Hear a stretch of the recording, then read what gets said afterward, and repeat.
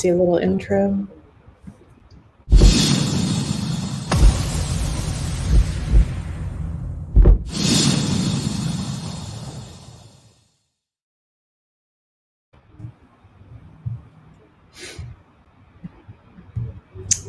All right, everybody. Thanks for joining us for our discussion.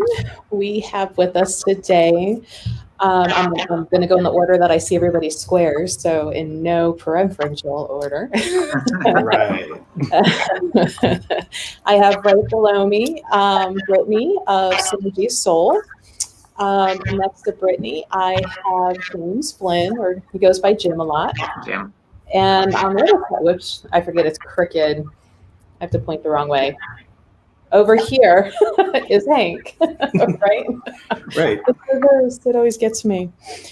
So today's topic has to deal with spirituality and sobriety, and each of my guests have a different story to tell and how their sobriety and their spiritual life came to be.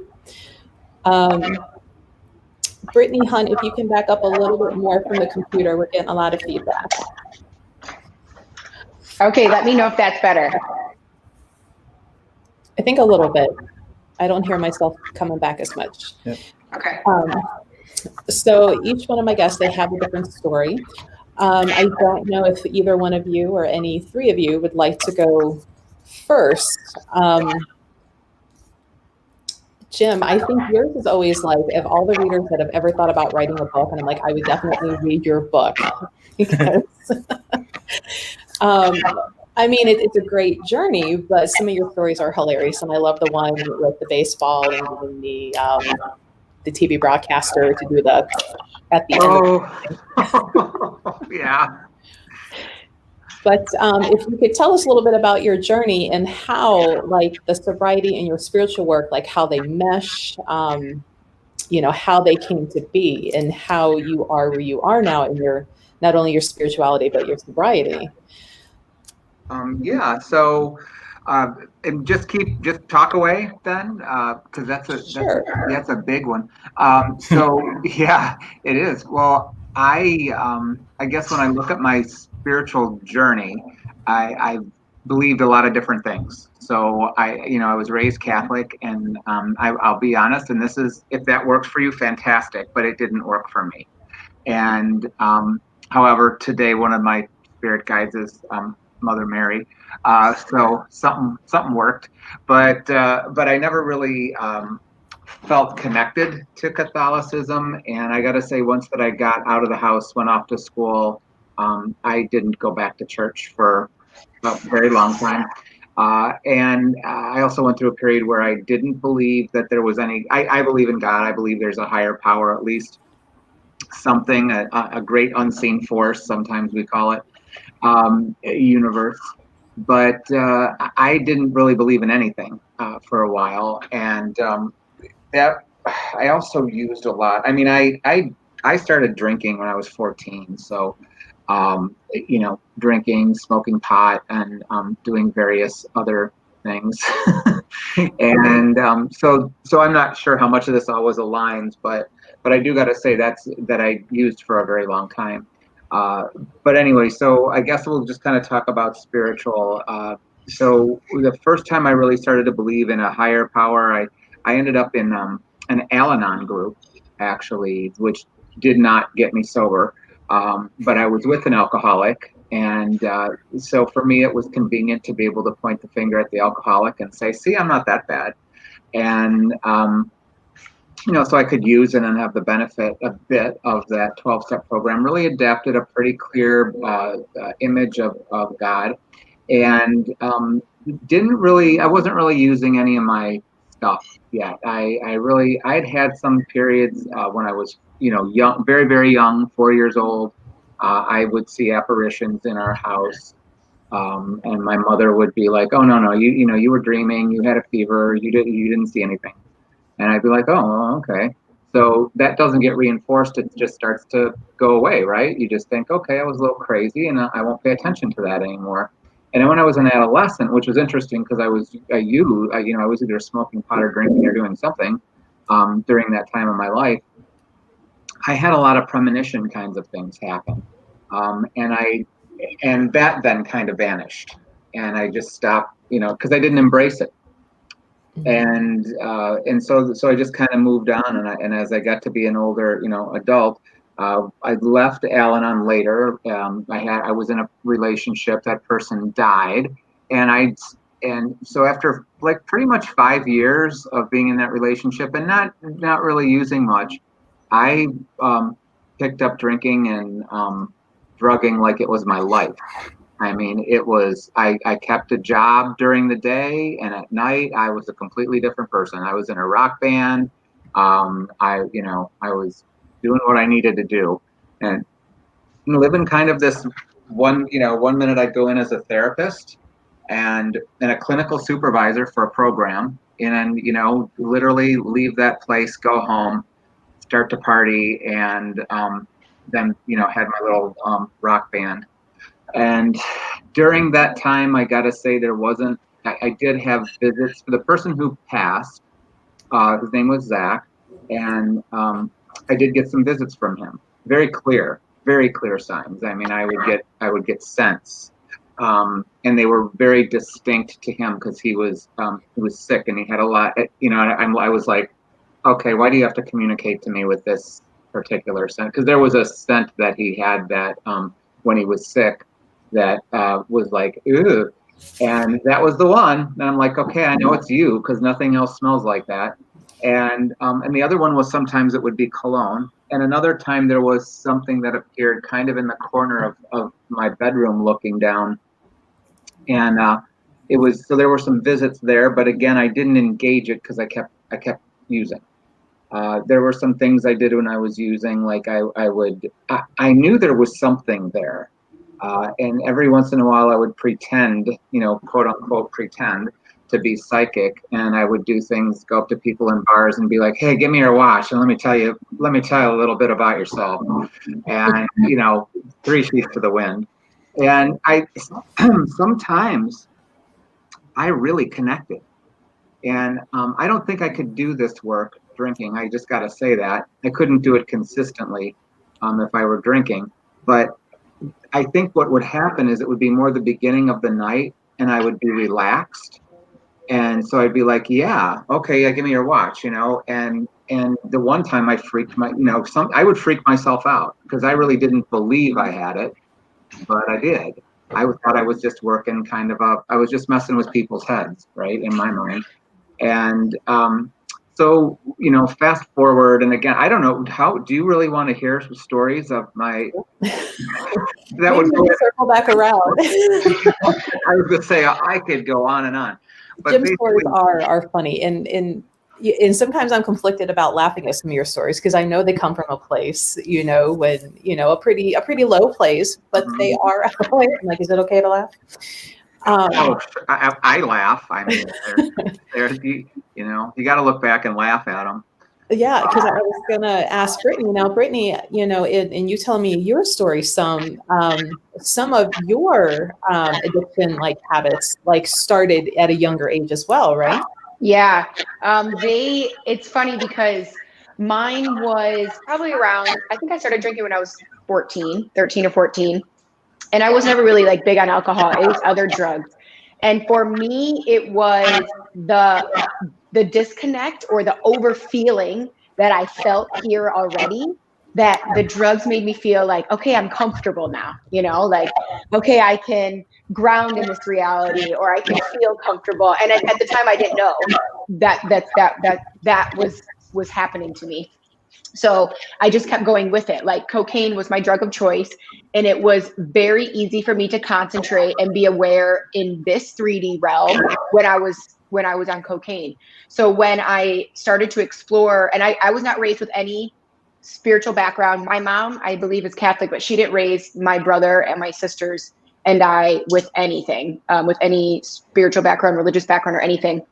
So I was really on my own to discover what was my truth and what felt good to me and what I was going to follow. And there was a point in my life where I was completely atheist and didn't believe in any higher power and didn't know why we even existed. Very suicidal, very lost. And so the drugs were something that helped me connected to this earth, which makes sense, right? So over the years of understanding what was happening, I realized that my drug addiction was never really a drug addiction. It was just my body trying to integrate itself into this reality, and I couldn't figure out how to do it on my own.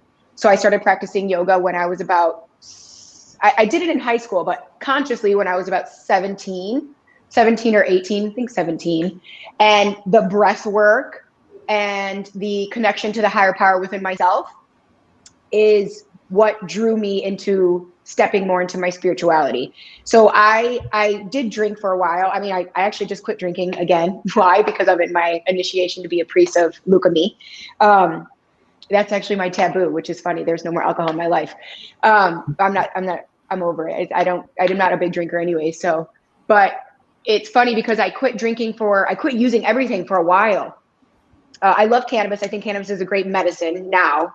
But before I didn't think of it that way. So everything was for me to feel something that felt good rather than having to feel the lady down the street because she was crying. You know what I mean? So it was all for me to help myself feel better and grounded into this reality. But when I did go sober, it's the mindset work and the spiritual work that shifted me out of why I even needed it in the first place. So it was like control. You know, I did go to, I was in the 12 steps. I was court ordered into the meetings.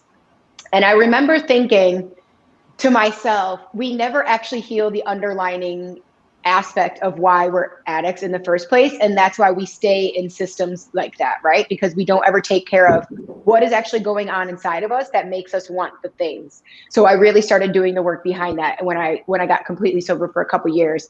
And then I actually started just introducing drugs again to myself to see, and I could pick up a ball of cocaine and put it down. And it was like, okay, so I'm doing it. It was kind of like an experiment. I experimented with my own life.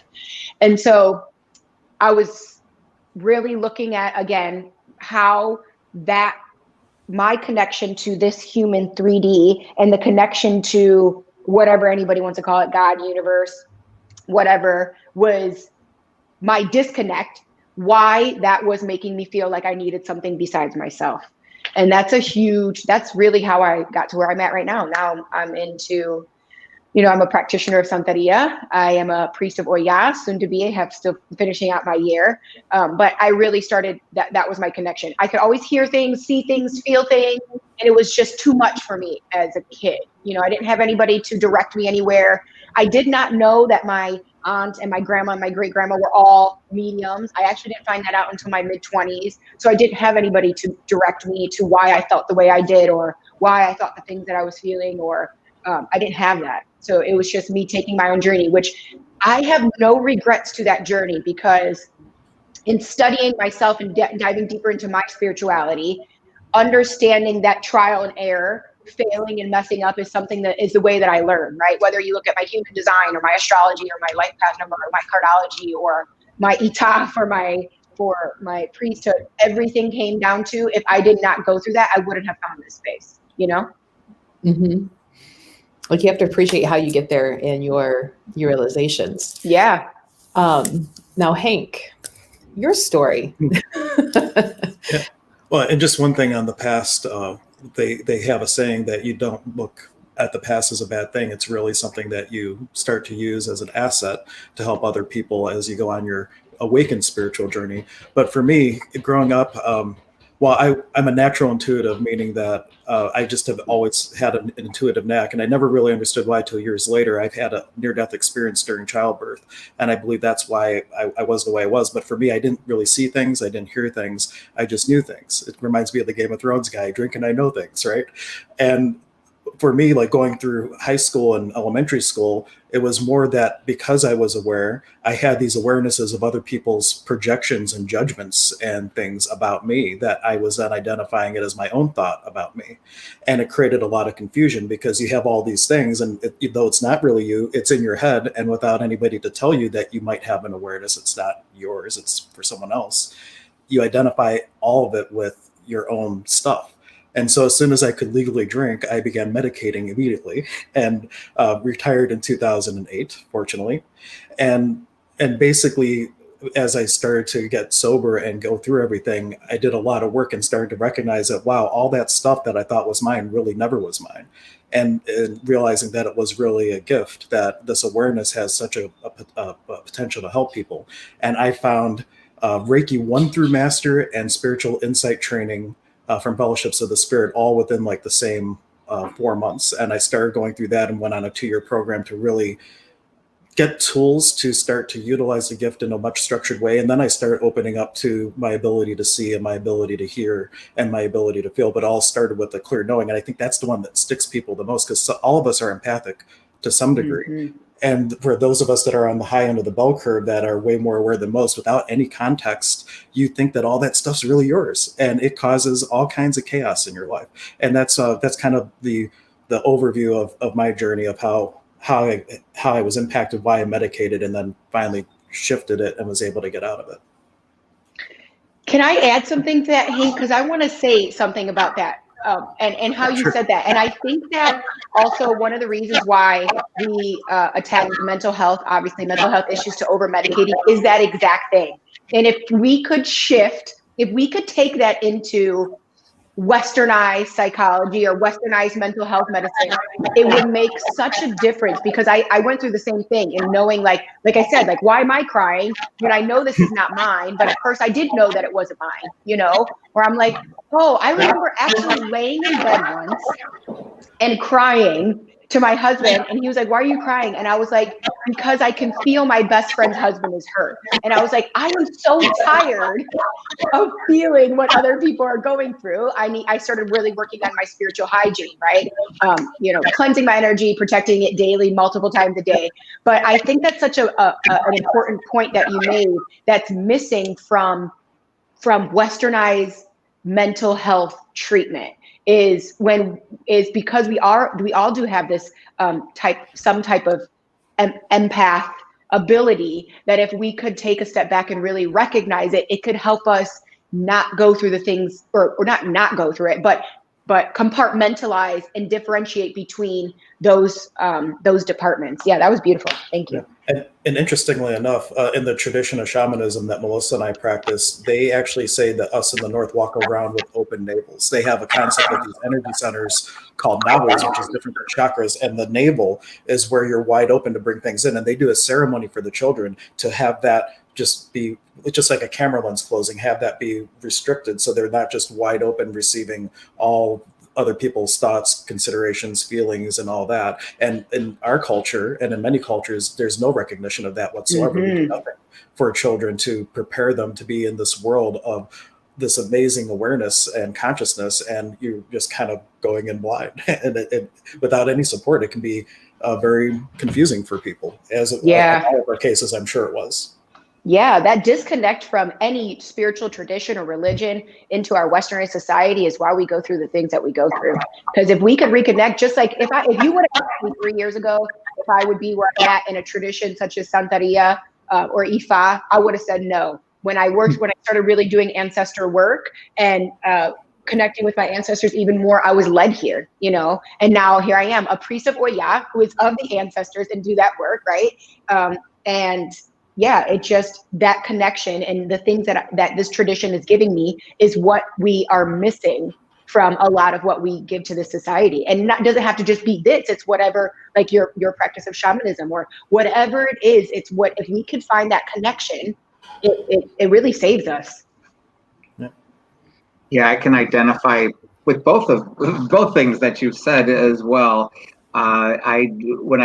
When I got sober, I went to this, I started getting healing work done by someone named Lorraine Scott. And that led me to a Native American shamanism class that I did for 2 years. And also something called transformational dance, if you can imagine. And I want to see a video. Yeah, thank God there aren't any. And, but it was you would get into these meditative states while you were moving to music, and it was really fantastic. And I don't think it was any joke that, you know, a year later, I'm all of a sudden, wow, psychic, mediumistic hits, totally drawn to these classes and just having that path wide open. I mean, there was nothing blocking me from moving forward. It was like, here's the class you need to take, and I didn't know. They would just kind of appear, and I'd be like, okay, I'll take that one. And at some point, then I'm doing messages at the Stump in Lilydale, and like the two of you, I'm also I'm a minister as well. So, but I'm with the Spiritualist Church in Lilydale, and so such similarities. And also what you said about picking up on other people's stuff and kind of integrating and mistakenly think that some of that stuff is all yours. Sometimes it is, but I would, when I would walk into a bar without any kind of medication, let's say, alcohol, drugs, I would pick up on anxiety so quickly. And it wasn't my own. It wasn't, I know for a fact it wasn't, because I'm not scared of crowds. But all of a sudden I'd feel defensive, and I would feel like I needed to put myself in a blanket and protect myself. And drinking did that for me.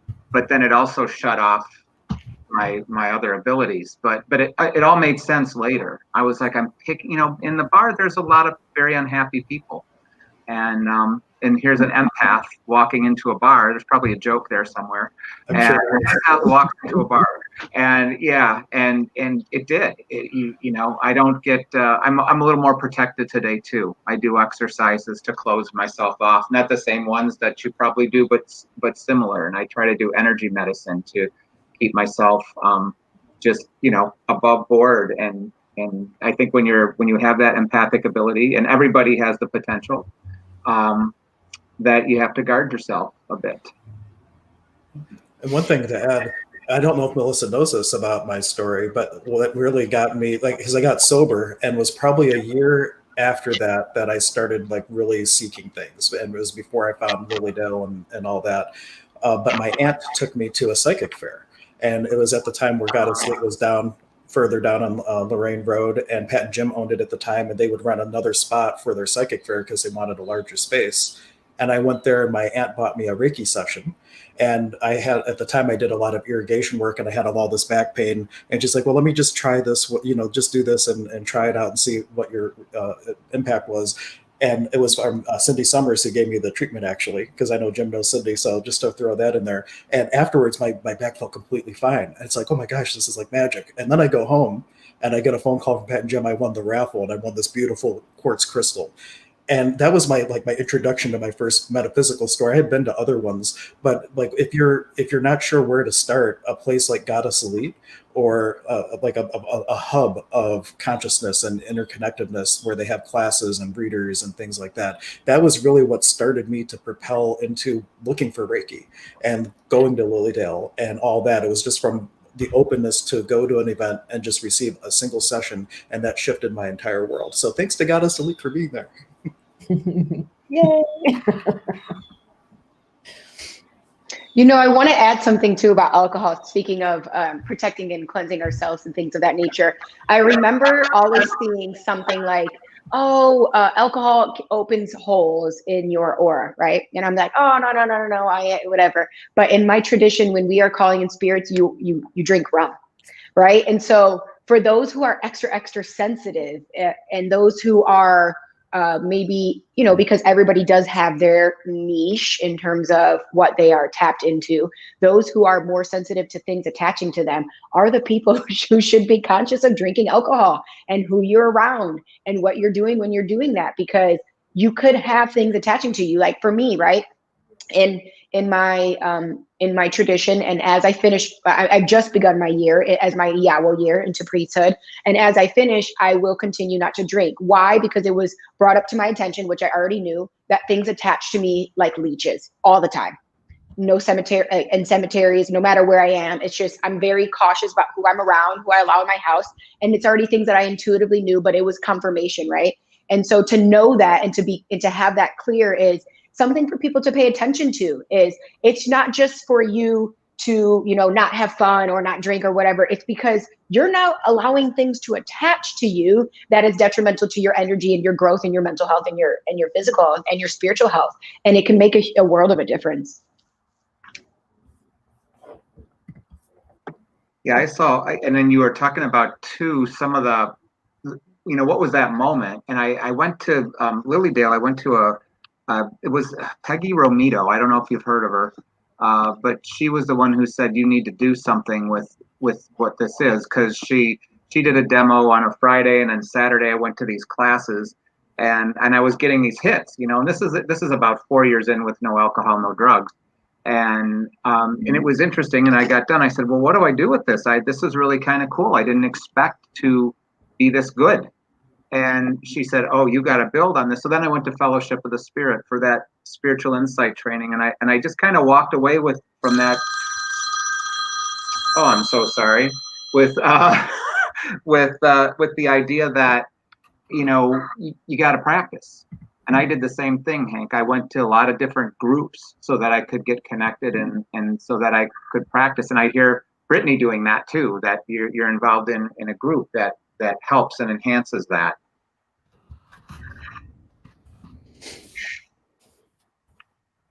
Yes, it makes a difference. The group, the community space makes a difference. And when it feels drawn, I'm very, very big on practicing. I'm very big on connecting. I am, and for my clients and my students, I'm very big on leading them home to the roots of their lineage, right? Because this is how we bring to the rise the practices of our ancestors that have been shunned or oppressed, no matter where you come from.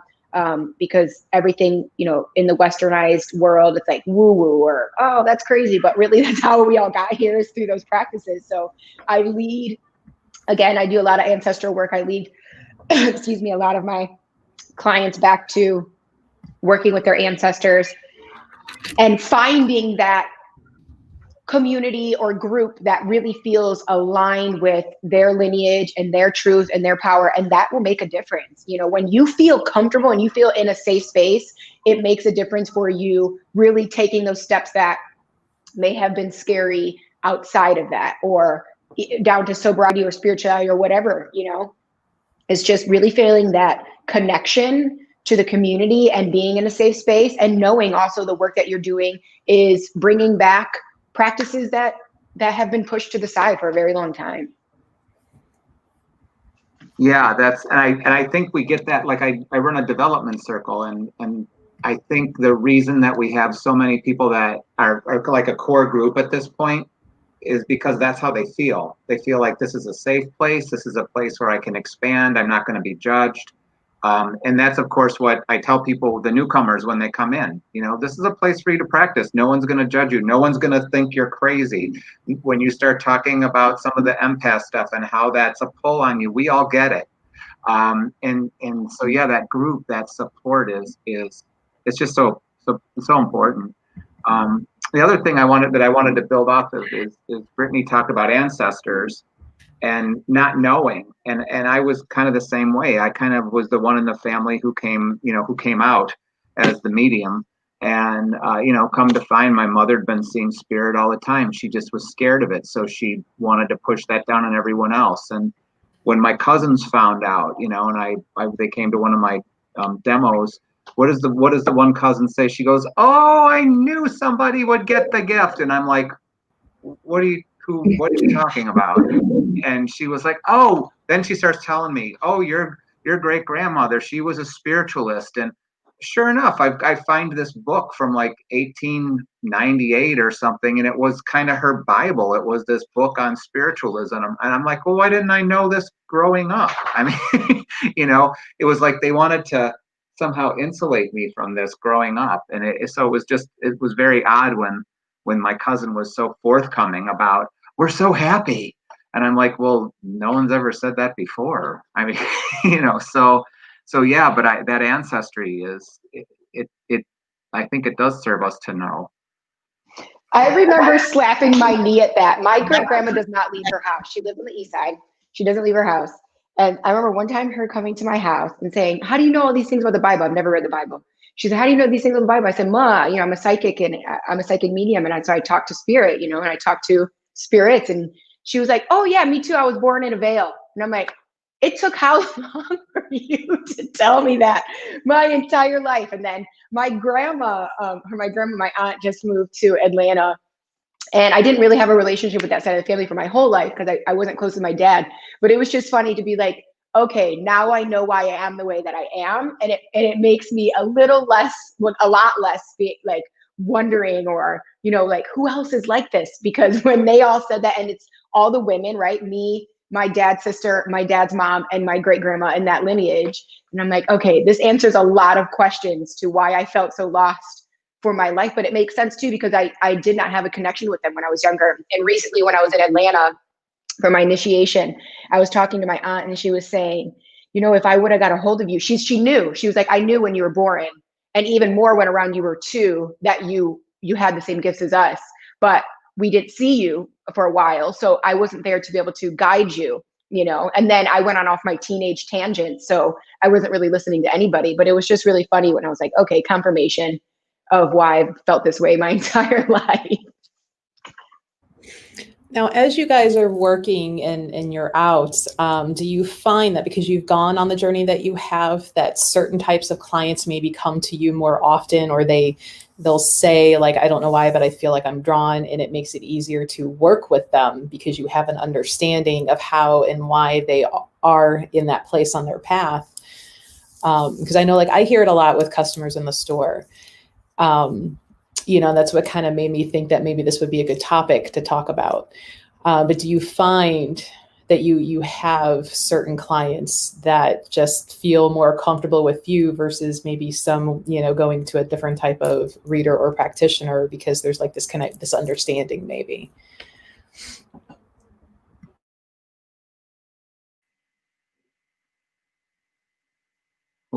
I'll start. Yeah, I do think so. There's kind of, for me, 2 aspects to that. One is the universe is all intelligent. So it is funny how many, and maybe it's just not a coincidence. I don't know, y'all. I'm interested in hearing what you both have to say too. But I do get a lot of clients who have either battled with addiction and alcohol or have a spouse that is. And a lot of times I get those types of spirits coming through as well. You know, a father with a history of alcoholism, or that aunt that he couldn't get off the couch because she was drinking so much. And so it is interesting because it's not like people know. It's just, so I do think there's some kind of draw or magnetism around that, you know. I agree. I have a lot of clients who are drawn to working with their ancestors and returning to the lineage, right? That's a majority of my clients in some way, shape, or form, because I do spiritual business coaching, spiritual business, money mindset, and spiritual advising. Now that I've rebranded my company, a lot of people who want to create generational wealth because their ancestors went through things, or just because they started from nothing in their own, in this timeline, but also a lot of people who struggled as children. Like people who went through a lot of struggles as children, whether it's one parent or 2 parents, or parents went through drugs, or they went through drugs, or they grew up in poverty. Just a lot of people who came from lack.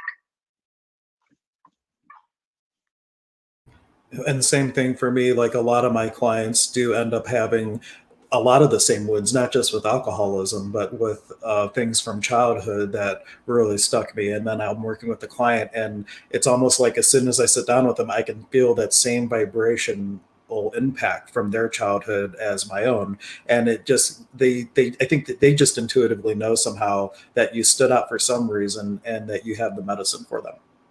And what's that universal rule? Like attracts like. So on that level too, like those like energies come into synchronization, and you find people that have the similar past and stories. And I think too, for me in the beginning, when I started doing the mediumship, you know, and seeing clients, I started with a love offering, right? I didn't really charge people. I was like, well, if you want to give me something, you can. But it was interesting. Spirit was almost like, okay, we're just going to bring you lots of people who've passed that had histories of alcoholism because we know you know what that is. And not that I didn't know about other things, but it was always almost like Spirit was like, here, we're going to give you this path. And since, of course, I've expanded and I see all kinds of stuff now. But I remember in the beginning, especially, I'd come home and I'd be like, oh my God, Finley, I had out of the 8 people I saw today, 6 of them they had crossed over because of some drug and alcohol issue. And so it's phenomenal to me. Again, I just think, whatever your belief is, whatever that, higher power or not, or whatever, there is some kind of universal force that brings that. And it's just interesting.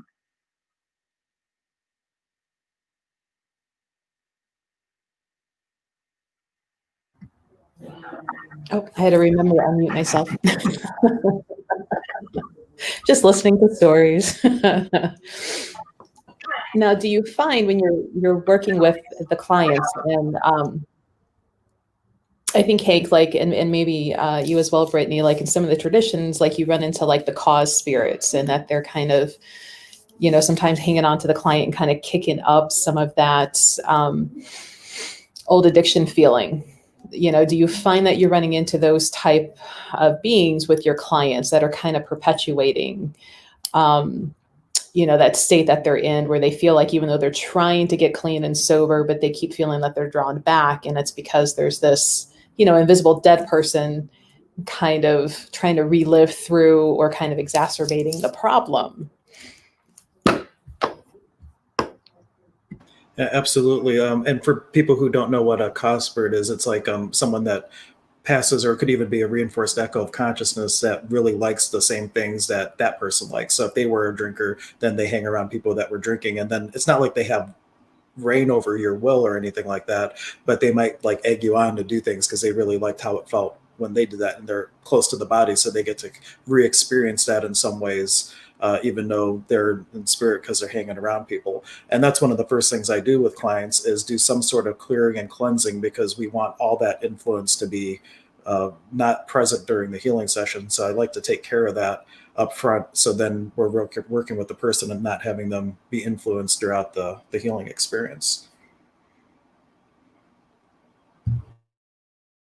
Yes, for me, when I work in that sense of people, of healing that space, I look at it as generational trauma, right? Like in my family, if it wasn't for me breaking the cycle, it would have repeated, because everybody from my dad is in jail, right? He was in a drinking and driving car accident and killed 4 people 2 years ago, now has 32 years in prison. Like it was me that had to stop it or we repeat it. And that goes beyond sobriety, that goes beyond addiction, that goes beyond just drug addiction, right? Because how many other things do we have addictions to, that when we break those generational, and people are like, oh, generational curses. Now, are those real? Of course, because curses are real, hexes are real. But majority of the time, it's because somebody needs to break a cycle within themselves to stop carrying that forward. Again, so the ancestral work really plays a big part in my work. And because I do business and money mindset and lack work, I really look at, because I'm going to say this in an addiction space.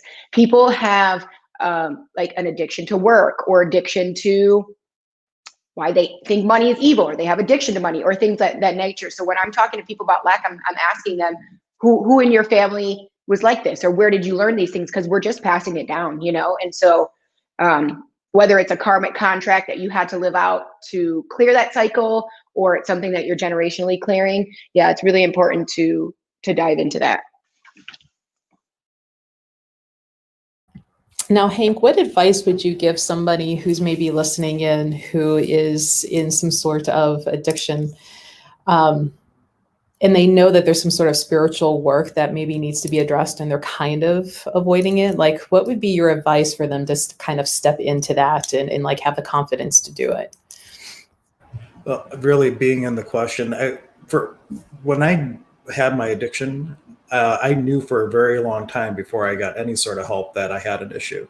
And it wasn't until there came this moment of congruency where it was a very simple prayer. I remember almost ready to pass out at night, and I simply said, God help me. But it wasn't just like, please help or anything like that. It was like with my entire being, I was like calling out to the universe, I need help. Something must change. And it was a demand. It wasn't a question. It was more of a demand to the universe. So if you're in a place of addiction, the best thing to do is like start to ask a question. Well, what if there could be a different possibility? And they even show us science that affirmations, it engages the brain differently. And instead of going, woe is me, I wish I could get help, and not really making a demand or a question of the universe, saying what else really is possible here? And then it starts to show up for you. And if I had had that tool what else could I be experiencing? That might have allowed me to get to where I was going way sooner. Now, I wouldn't change anything, just like Brittany said, I wouldn't change anything in my past because that's made me who I am. But for people that are in the same boat as me, rather than having to go so long before having the courage to demand that to the universe for change, start asking what else could be possible today, and then start to follow that energy and see what shows up in your life to start changing what you're experiencing.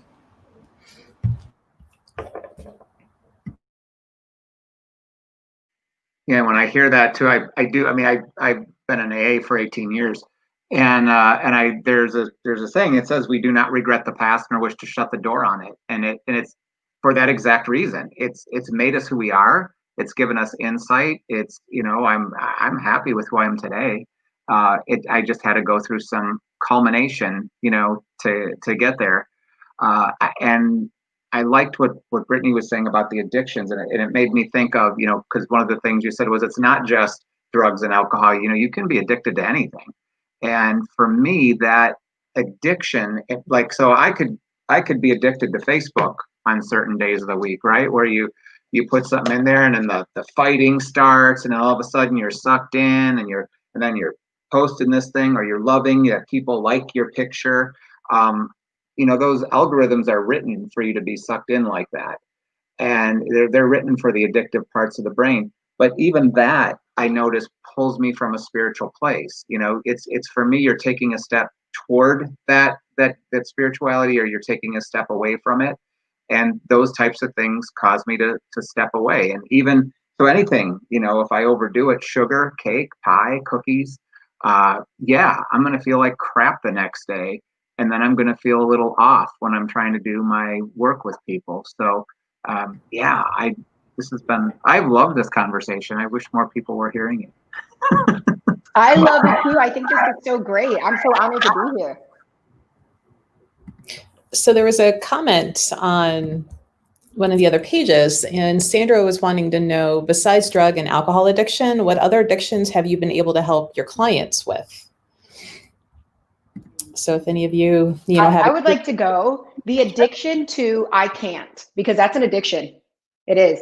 I can't do that. I'm struggling. The victim mindset is an addiction. It's because we go through so much in this society that we get addicted to struggling.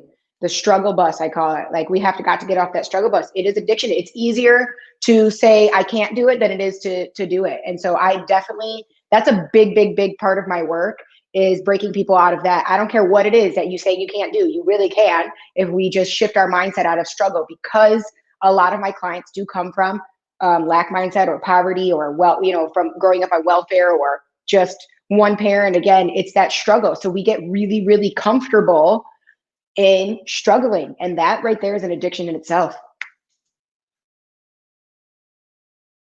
Yeah, and for me, most of the time, by the time someone is actually coming to me for a healing session, they've already had that moment where they're starting to look, and it's a much easier time. But people have come with all sorts of different things. But I oftentimes, like Jim was saying, he gets family members that have an alcoholic in their life. So I'll have those people coming to me for healing and telling me that so-and-so has this, so-and-so has that. And through recommending certain things like Fibonacci frequencies, for example, it's all deals with microharmonics, and it helps people get in touch with source. So I might be like, hey, get the CD, play it in the background, and see what might change. And whether it doesn't matter what the addiction is, the frequencies then help them get this like lifeline to source, I call it. And then many of those people, a couple months down the line, because their spouse or family member were sneaky, they end up becoming willing to come in and have a healing session. So I've used things like that, or someone's actively trying to wean an addiction. There's some aromatherapy solutions that can help with cravings, like smoking, for example. There's different things like that that can help. But to Brittany's point, the addiction to polarity, the addiction to feeling that you're separate from everything, that is the greatest thing. And everybody has that to some degree. That's why we're here. It's there with a purpose, so that we can have an in the world but not of the world experience. And being able to use it for that purpose and not get caught up in the trauma and drama is something that everybody can really work on. I think sometimes a lot of people get addicted to being the victim in something. Like they're afraid to step out of the it's happening to me, rather than I'm going to learn, I'm going to do something about it. So I know sometimes when clients come in and, they're kind of looking for the reading or the healing work, and kind of feeling them out and like which one of the practitioners are going to be the better one to kind of do that, because maybe they're not ready to admit yet that there is an addiction to that victim part. You know, no matter what you try to do or what you try to tell them, they're going to negate it and stay where they're at. So, you know, it's, and now that I'm saying this out loud and I'm looking at you guys and I'm like, it's different levels of work for the client, you know. And I would have to say, Brittany, you would probably be my like boot to the ass lady, you know, when somebody really needs to hear it and they're ready to finally work. Like, Brittany, I know you can kick them off. And Hank, you would probably be the middle. And Jim, I know you're the one that can kind of plant the seed for somebody to be like, it's time to start thinking there, you know. So, I mean, Jim, how would you kind of put the seed in for somebody to start addressing that finally? Well, usually what I think I do plant seeds, and I make referrals a lot too. So I think the way my service might differ a little bit from Hank and Brittany is that a lot of times they come to see me, you know, once every 6 months or so. They want insight where they're not really looking for a healing from me. And sometimes they end up getting, though, I've had people say, you know, I came in for a psychic reading and I got a therapy session. And that's because the stuff that I was picking up on intuitively led us to, well, geez, you've got this history of alcoholism in your family, and you for years have functioned on this idea that, you know, you do something just because you do it. And really the influence has been from your, you know, the alcoholism from your father, the codependence from your mother, you know, because spirit's talking to me and they're telling me things and they're like, oh, geez, well, you know. Or I've had people come in, you know, for instance, a woman who's living with domestic violence. And, you know, she's just kind of coming in for a simple reading. And all of a sudden you're like, oh, hey, I'm seeing some physical things happen. Are you living with someone who's kind of violent? And, you know, and all of a sudden they're like, oh, God. And I'm like, well, I'm a psychic. What you know, that's why I'm picking up on that. And next thing you know, we've got someone who's kind of going, oh, my God, I have work to do. You know, so it's pretty common for me to, I guess, plant the seed that way. It's just that you're picking up on something psychically, and then you know, I have a referral book. I'll say to people, you know, maybe you should go see this person for this energy medicine, or this person for you know, Reiki, or this one for counseling, you know. Or have you ever thought about, you know, especially I remember one case where there was it was a battered woman, and I said, you need a plan. You need a plan to get out of that house. And the first thing you need to do is get in contact with a battered woman's shelter and, you know, take advice from them. And, you know, I do believe eventually, she didn't do it that day, but I know her now, and I know that eventually that is something. She doesn't live with the abuser anymore. So the seed was planted, and probably about 8 months later, you know. Does that help? Does that answer the question? Yeah, I think Okay. so. Now let's go to Brittany, because Brittany, you are pretty good at getting people to, you know, fling them forward and get moving and kind of have that, you know, oh crap, you know, I can't keep sitting here and hiding from it.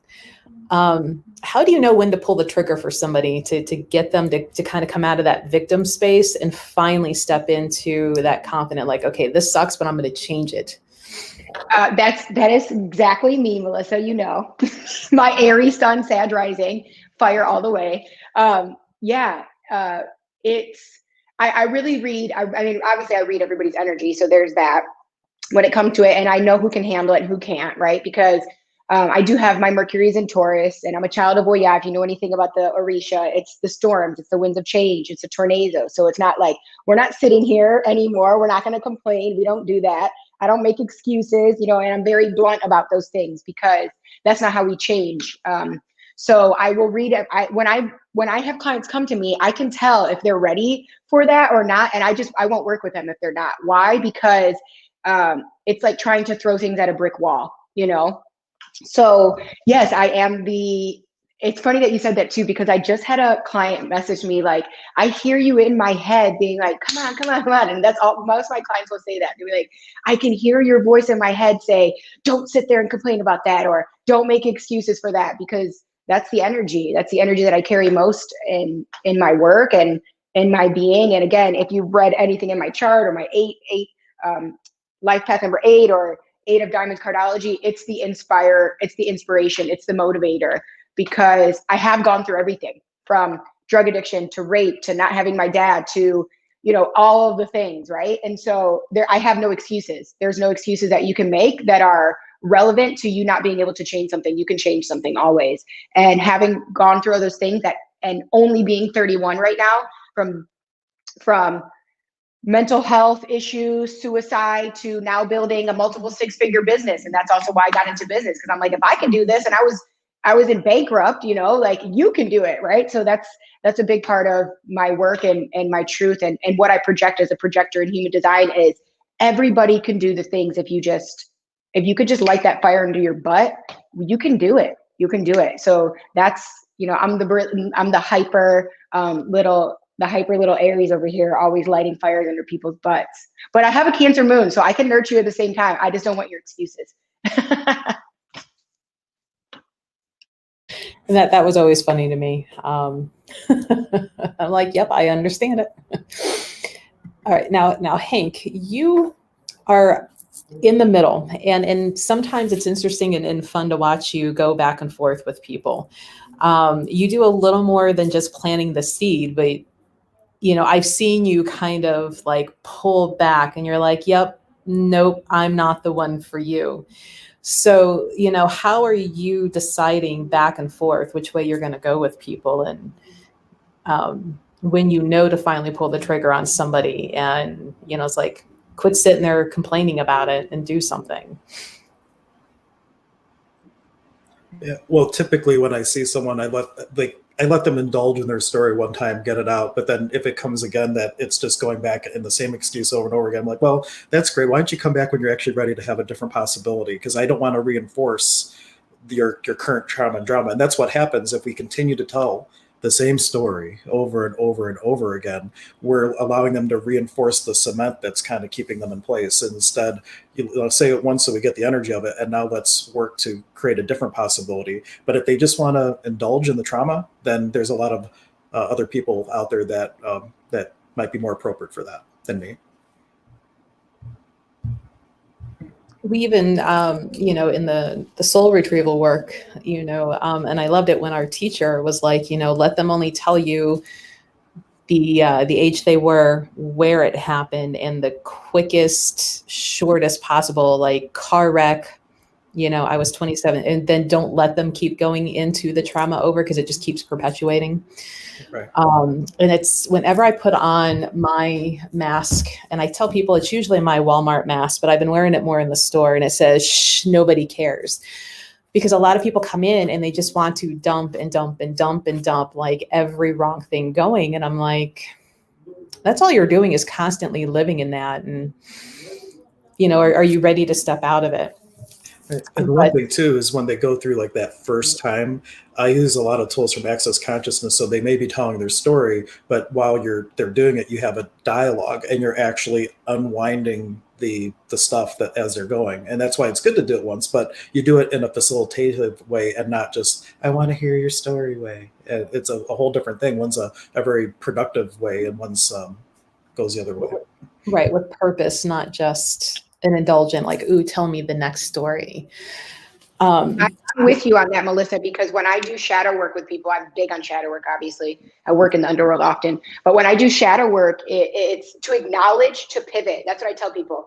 You get to choose how long you're going to be in that emotion or that trauma by being there. Or you can acknowledge and we can heal it now. Or, you know, even if it's a lack mindset, we acknowledge it so we can pivot. We don't bypass it or ignore it. It has to be acknowledged in order to shift it. But if you're not acknowledging with the intention of healing or pivoting it, then you'll remain there. And would you guys think, this might be the last question before, because we're getting close to 2:00 and I know everybody's busy. But would you find that people that keep staying there, like that's that downward spiral before they hit that bottom. You know, like what would you think would be that final, like, would you think that that's what that is, that continual downward motion before they finally hit that bottom? That, what do you call it? Like that misery loves company, and you're loving your own misery for a while.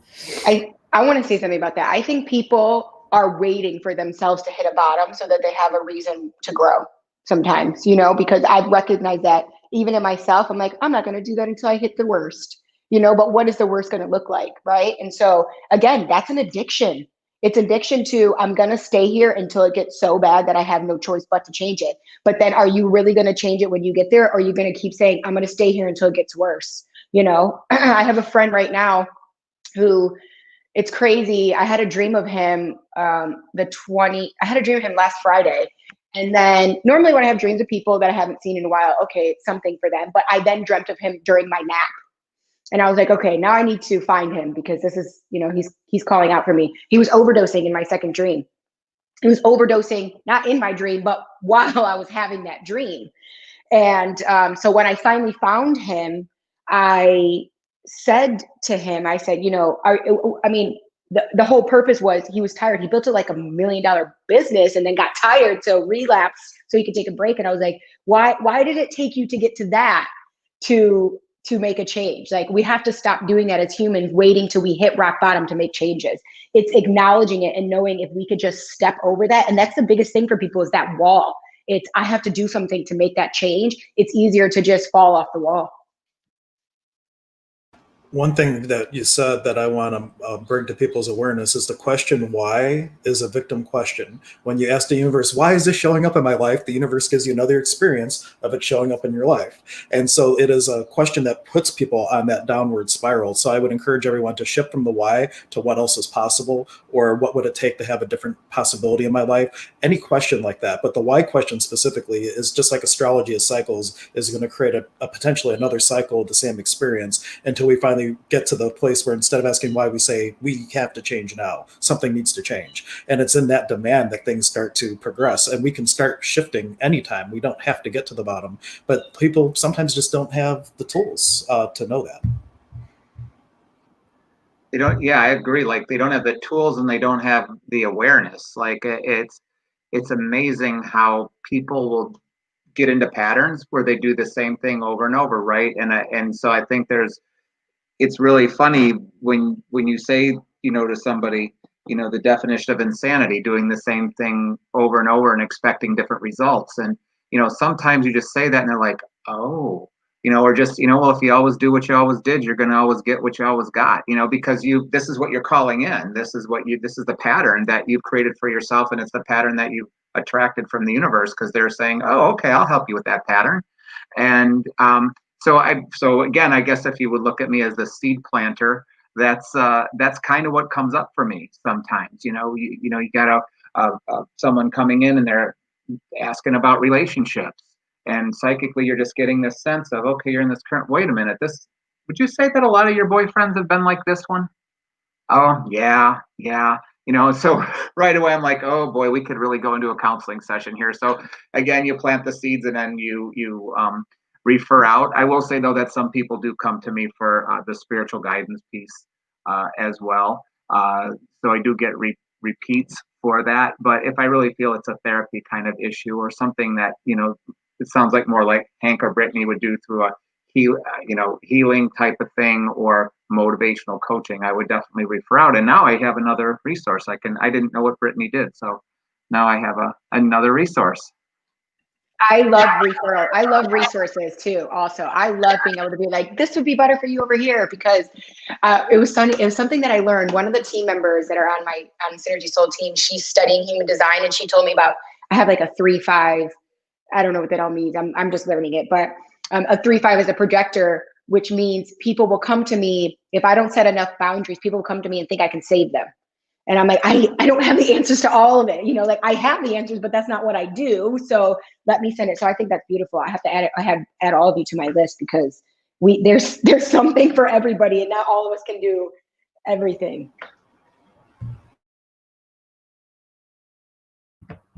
that was an important thing that our shaman teacher just said. He's like, you have to know when you're not the shaman. Sometimes even though you feel like you could, but you just know that you're not going to be the one that they're going to listen to, that they're not going to be the one that you're not the shaman for everyone.